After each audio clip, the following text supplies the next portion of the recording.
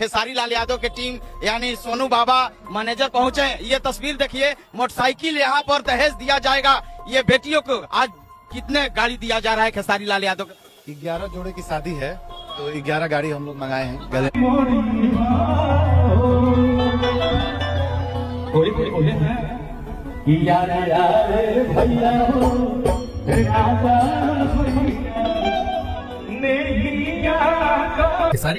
So hello guys, कैसे हो आप सब? अच्छा का सब होंगे, मस्त होंगे भाई लोग। आज नए वीडियो में से मैं स्वागत है भाई लोग आप लोगों का। तो खेसारी भैया 11 लड़कियों का शादी हुआ था और 11 मोटरसाइकिल का दान किए हैं खेसारी लाल भैया। और चुनाव जब से हारे हैं उससे उनका कोई प्रभाव नहीं पड़ा है और उससे उनका कोई लेन देन नहीं है और लड़कियों के लिए और सबके लिए दान कर रहे हैं। और आप लोग क्या कहना चाहते हैं वीडियो में भाई लोग, कमेंट करिए और अच्छा अपना राय दिए क्या कि आप लोग क्या कहना चाहते हैं। और वीडियो को ज़्यादा लाइक करिए, सब्सक्राइब करिए भाई लोग।